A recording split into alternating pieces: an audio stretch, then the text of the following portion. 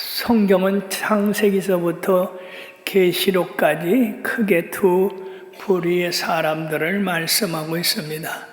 첫째는 의로운 사람, 두 번째는 악한 사람. 어쨌든 간에 우리는 이 두 부류에 속하고 거기에서 하나님의 은혜를 받고 못 받고 그럽니다. 시편 1편에도 복 있는 사람은 악인의 길을 쫓지 아니하고 죄인의 길에 서지 아니하고 오만한 자의 자리에 앉지 아니하고 오직 여호와의 율법을 즐거워하여 주야로 묵상하는 자라고 이렇게 말씀을 했습니다. 우리가 삶의 지혜를 가지고 하나님을 잘 섬기면 의인이 되고, 하나님을 모르고 내 맘 내 뜻대로 행하는 사람은 하나님을 버린 사람이 된 악인이 되고 마는 것입니다. 그러므로 로마서 12장 2절에 너희는 이 세대를 본받지 말고 오직 마음을 새롭게 함으로 변화를 받아 하나님의 선하시고 기뻐하시고 온전하신 뜻이 무엇인지 분별하도록 하라라고 말씀했어요. 우리의 삶을 항상 하나님 편에 두고 우리가 판단을 해야 됩니다. 선하시고 기뻐하시고 온전하신 뜻이 무엇인지 알아서 그 뜻대로 행한다고 한다면 이 사람은 지혜로운 사람이요 복받는 사람인 것입니다. 우리가 추구하고 있는 분명한 문제들이 많이 있지만은 항상 우선순위가 있다고 하는 걸 잊어서는 안 됩니다. 그것은 그의 나라와 그의 의를 구하는 것입니다. 거기에 다 재물도 있고 명예도 있고 성공도 있게 되는 것입니다. 본문은 의인의 삶에서 축복되는 말씀을 이루고 있는데, 사랑하는 성도 여러분들이요, 여러분들이 앞으로도 여러분들 생애에 의롭게 사시기를 주님의 이름으로 축원합니다. 그러면 의인이란 삶은 어떤 삶인가? 의인의 뜻은 의롭다, 올바르다, 공의롭다, 그런 의미를 가지고 있으면서 성경에 200회나 넘는 말씀으로 우리들에게 이야기하고 있는데, 근본적으로 윤리적, 도덕적으로 부합되는 의미를 말하고 있습니다. 근데 성경은 우리들을 전부 죄로 가둬놓았어요. 의인은 없나니 하나도 없고 깨닫는 자도 없고 하나님을 찾는 자도 없고 다 치우쳐서 함께 무익하게 되어 선을 행하는 자가 없나니 하나도 없다고 로마서 3장 10절에서 12절에 말씀하고 있습니다. 그렇다고 한다면 오늘 성경에서 의인이 받는 축복에 대해서 말씀했는데, 이것은 어떻게 된 것인가? 의인은 한 사람도 없다 하면서 의인이 축복을 받는 그 길이 있다고 하는 것은 무엇인가? 이거는 인간의 판단 기준에서 한 말씀이 아니고 하나님께서 보시는 눈으로 말씀하시는 것이다 하는 것입니다. 즉 로마서 3장 23, 24절에 보면은 모든 사람이 죄를 범하였으며 하나님의 영광에 이르지 못하더니 그리스도 예수 안에 있는 속량으로 말미암아 하나님의 은혜로 값없이 의롭다함을 얻었다고 했어요. 앞에서는 의인이 없다고 그랬는데 여기서는 모든 사람이 값없이 의로움을 받았다. 그건 왜냐? 우리의 죄를 하나님의 아들 예수 그리스도께서 담당해 가셨기 때문에 우리가 예수를 믿으면 우리의 죄가 예수님의 대속으로 깨끗해진다고 하는 말씀입니다. 그러므로 성경은 바로 하나님을 믿는 믿음으로 의롭다 하심을 받은 자가 있습니다. 누굽니까? 아브라함입니다. 아브라함은 거의 백세나 되어서 우리 하나님께서 창세기 5장 15장 6절에 보면 아브라함이 여호와를 믿으니 여호와께서 이를 그의 의로 여기셨다 이렇게 했는데, 아브라함이 무자할 때에 하나님은 그를 밖으로 밤중에 데리고 나가서 하늘에 무뼈를 세봐라. 셀 수 있냐? 아이고, 하나님 저 많은 뼈를 어떻게 셉니까? 내 후손이 이와 같으리라. 지금 무자한데 하나님이 아브라함의 후손이 저 하늘의 별같이 많겠다고 하세요. 그럼 뭐 보통 사람 같으면 아이고 하나님 주신다며 그 얘기를 하셔야죠. 이라든지. 그걸 어떻게 믿어요? 그렇게 할 텐데, 아브라함은 자기가 생산할 능력이 없고 자기가 앞으로 어떻게 될지도 모르지만 하나님이 말씀하셨기 때문에 아멘, 하나님이 내 후손이 저 하늘의 별같이 많게 될 줄 믿습니다라고 믿었고, 그가 또 백세나 되어서 사라 태에 죽은 것 같음을 알고도 그 약속을 믿었어요. 내 후손이 저 하늘의 별같이 많아지겠다. 또 땅의 모래같이 많아지겠다. 하나님 믿습니다. 지금 아브라함은 생산할 능력이 없는데도 불구하고 하나님의 약속을 그대로 믿었습니다. 그러므로 사랑하는 여러분들이요, 바로 의인이라는 것은 의롭게 살고 정결하게 살고 그런 것도 중요하지만은 여기서 의인은 없나니 한 사람도 없다고 선언을 했기 때문에 성경이 말하는 의인은 하나님의 약속을 그대로 현실로 받아들이고 믿으며 생활하는 사람을 바로 의인이라고 하는 것입니다. 이거는 믿음이 없이는 그렇게 할 수가 없습니다. 하나님을 믿으니까 그 믿음이 그를 믿어서 될 줄 믿습니다. 그래도 요새 사람들은 현실적으로 뭘 손에 쥐어줘야 믿지, 그렇지 아니하고 장래 이렇게 될 것이다 라고 하는 말에 대해서는 믿질 못하는 현실입니다.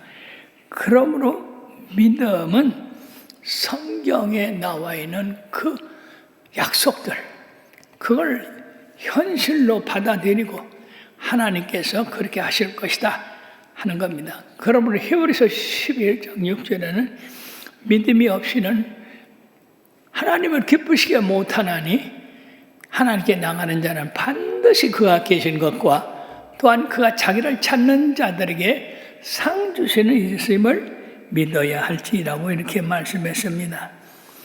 그렇습니다. 사랑하는 여러분들이요, 이 성경에 말씀하신 모든 말씀은 하나님의 말씀하신 것이며 그 말씀은 시공을 초월해서 믿는 자에게 이루어진다는 확신을 가지고 믿음으로 나가는 자를 바로 하나님의 의인이라고 이렇게 말씀할 수가 있습니다. 그렇다면 어떤 환경에서도 하나님을 의심해서는 안 됩니다. 하나님을 포기해서는 안 됩니다. 끝까지 견고하게 나가야 됩니다. 아브라함이 백세나 되어 당신의 몸을 죽은 것 같은 것, 사람을 태 죽은 것 같음을 가지고도 믿음이 약해지지 아니하고 하나님께서 내 자손이 하늘의 별 같고 땅의 모래같이 많겠다고 하는 그것을 믿는 믿음, 그것을 붙잡고 확신을 가지고 나가는 믿음, 이런 믿음을 바로 의인이라고 성경은 말씀하고 있습니다. 사랑하는 여러분, 여러분들은 성경이 약속한 모든 약속을 그대로 받아들여서 의인의 삶을 살게 되기를 바랍니다. 그러므로 하나님의 의인으로 어떻게 축복하느냐? 의인은 종려나무같이 번성하며 레바논 백향목같이 성장하로다. 여러분들이요, 이 종려나무같이 번성하다, 흥하다. 이 우리가 성지순례를 전에 갔을 때는요, 밑에서부터 이스라엘의 남쪽서부터 북쪽으로 이렇게 밟아 올라갔거든요. 근데 그 남쪽에는요, 거의 사막이에요. 붉은 사막.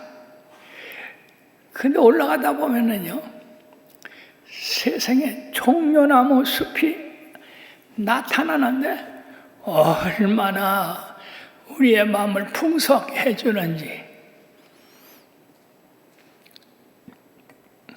이 종려나무는 축복을 말씀하고 있습니다.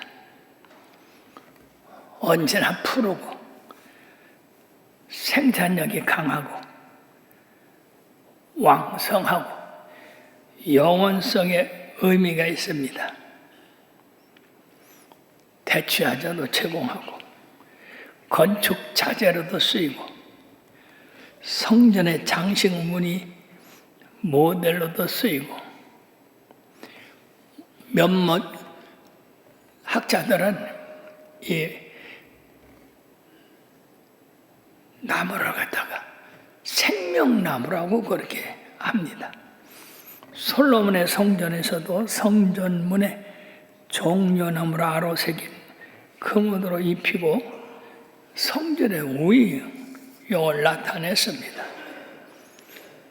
일단 백향목같이 성장하리로다. 백향목은 소나무과에 속하며 건조한 고원 지역에서 잘 성장합니다. 솔로몬 시대에는 레바논의 백향목들이 유명했습니다. 바위 사이에 뿌리를 내리고 아주 튼튼하게 자랍니다. 그래서 나무들의 왕자로 그렇게 불립니다.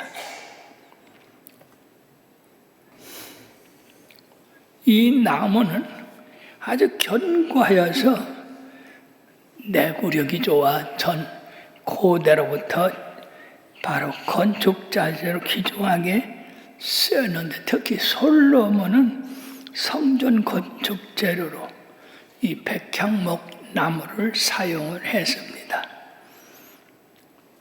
또 백향목은 정결 예식으로 사용하기도 합니다. 그러므로 이 백향목은 번영과 그리고 참으로 번성함을 나타내고, 이스라엘은 하나님의 은총으로 말미암아 백향목이 가지만큼이나 많게 뻗어나가기를 바라고 있었던 겁니다. 시편 기자는 의인을 늘 푸르고 과실을 맺는 종려나무와 또 번영하는 힘과 견고함을 가지고 있는 이 백향목을 들어서 의인들이 하나님의 축복을 받아가지고 이처럼 번성하고 뿌리가 깊어서 흔들리지 않는 그런 삶을 산다고 말씀하고 있습니다. 그러나 악인은 멸망하리라. 사랑하는 여러분, 의인이 받는 축복이 얼마나 높습니까? 그리고 사랑하는 여러분들이요, 항상 주님의 말씀에 순종하고 그 말씀대로 믿어나감으로써 의인의 반열에 서기를 바랍니다. 자, 그러면 그 외에 의인이 받는 축복은 뭐냐? 이는 여호와 집에 심겼으며 우리 하나님의 뜰 안에 번성하리로다. 참으로 아름다운 말씀이에요. 시편 52편 8절에 보면, 그러나 나는 하나님 집에 있는 푸른 감람나무 같으며 하나님의 인자심을 영원히 의지하리로다 라고 했습니다. 하나님의 뜰 안에 심겨진 감람나무, 얼마나 축복입니까? 그는 항상 하나님의 집에서 하나님을 바라보고 성장할 수 있고 생활할 수 있으니 보통 축복이 아닌 것입니다. 그리고 시편 65편 4절에 보면 주께서 택하시고 가까이 오게 하신 주의 뜰에 거하는 사람은 복이 있도다. 그렇습니다. 주의 성전의 아름다움을 늘 보고 만족한 그런 삶을 사는 것, 그것이 얼마나 큰 축복인가 하는 것입니다. 다윗은 사람들이 내게 말하기를 하나님의 전에 올라가자 할 때에 나는 기뻐하였다 그랬습니다. 과연 여러분들은 사람들이 뭐하러 가자 할 때 기뻐했습니까? 뭐 먹으러 가자, 잔치집에 가자, 또 낚시 가자, 또 뭐 여러분들이 좋아하는 그런 거 하러 가자, 그럴 때 기뻤습니까? 하나님 집에 올라가자 할 때 내 마음이 기뻐했다. 늘 마음이 하나님의 성전에 있는 겁니다. 그렇기 때문에 하나님의 성전에 올라가자 할 때 내 마음이 기뻐했다고 했어요. 여러분들의 마음도 그렇게 되시길 주의 이름으로 축원합니다. 그래서 다니엘은 그 어려운 페르시아 총리인데도 불구하고 하루에 3번씩 예루살렘을 향한 문을 열어놓고 기도를 했지 않습니까? 기쁨이 없으면, 하나님 집에 마음이 없으면 어떻게 그렇게 하겠습니까? 그러므로서 다니엘은 사자굴에서도 구원을 받게 됐던 겁니다. 사랑하는 여러분, 유대인들의 성공 비결은 철저하게 하나님 중심, 해당 중심, 랍비 중심으로 살아갔다는 것입니다. 하나님 중심은 나는 아무것도 아닙니다. 하나님 없이는 나는 없습니다.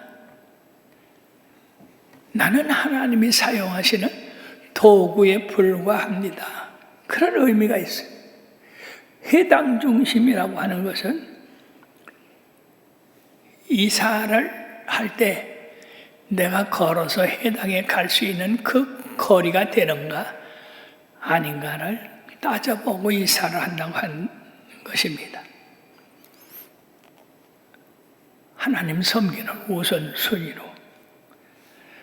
랍비 중심이라고 하는 것은 자녀의 교육, 결혼, 이사, 사업적 모든 문제를 랍비와 상의한 다음에 결정을 합니다.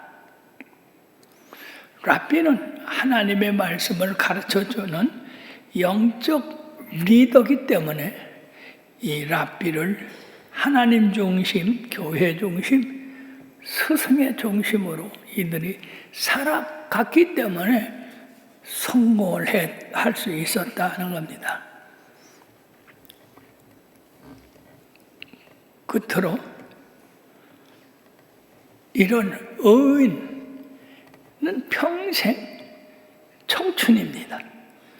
왜 그러냐면 여기 14절, 15절에 보면 그는 늙어도 결실하며 진액이 풍족하고 빛이 청청하며 여호와의 정직하심과 나의 바위 되심과 그에게는 불의가 없음이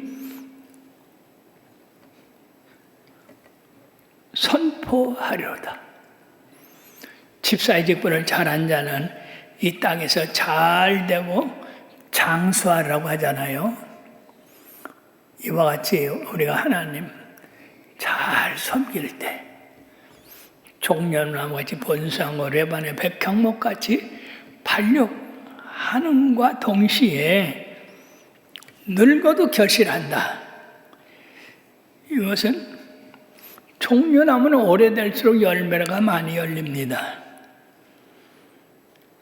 50년 넘은 종려나무는 한 그루에 연간 130kg에서 180kg의 열매를 얻는다고 하니 시간이 지날수록 그 나무의 풀과 줄기 이것이 많아져서 열매도 많아졌다는 것입니다. 진액이 풍족하다. 빛이 청청하다. 이 건강한 사람을 보면요, 벌써 얼굴의 그 색이 달라져요. 특히 진액이 풍족하다. 나이가 잡술수록 사람이 진액이 말라지거든요. 그런데 의인들은 하나님께서 진액이 풍족하게 해서 건강에 푸른 것처럼 넉넉하게 한다 하는 것이에요. 얼마나 좋습니까? 그 예로 모세는 120세가 되어도 그 눈이 어둡지 아니하고 그 힘이 쇠하지 아니했다고 했고, 갈렙도 85세가 됐으나 45년 전과 같이 힘이 있었다고 했습니다. 욥은 그렇게 오래 고생을 하고 나이가 많아서도 하나님이 배나 축복을 해주셨어요.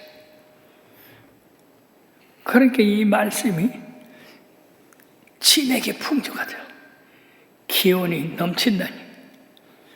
빛이 청청하다.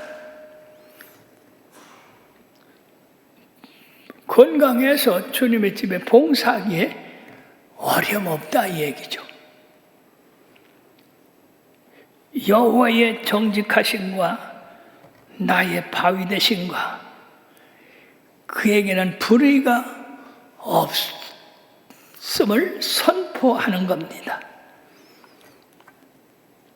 하나님의 통치가 세상에 대해서 공평하고 정직하심으로 의인의 기쁨이 번성하고 영원하다 하는 것입니다. 사랑하는 여러분, 세계적인 전자저울 회사 대표 김동현 장로라고 하는 분이 세계 무게를 단다는 슬로건으로 1983년에 회사를 설립하고 전자저울을 만들어서 세계 150여 개국에 수출을 했습니다. 그런데 이렇게 저울이 정확하게 달려서 사람들이 또는 세계적으로 많이 수출이 되니까 뭐라고 하는 사람이 있어요. 또 반대하는 사람이 있어요. 이상해요. 반대하는 사람들이 뭐라고, 이 장사꾼들. 아니 사장님, 그렇게 정확하게 저울을 해놓으면 우리가 쏘게 먹을 수가 없잖아요. 참, 한 가지가 잘 되면 반대 세력이 이렇게 있게 되어 있습니다. 잠언서 11장 1절에도 속이는 저울은 여호와께서 미워하시나 공평한 저울은 그가 기뻐하신다고 했습니다. 그러므로 사랑하는 여러분, 부정된 사람, 불의한 사람들은 속이려고 하지만은 뭐가 정직한 사람, 하나님을 경외하는 사람들은 정확한 저울을 요구하고 있습니다. 그래서 이 장로님은 2015년 글로벌 품질 경연 부문에서 대상을 받고 1,000억 이상의 외화를 벌어들이고 교회 헌당에도 크게 봉사를 했습니다.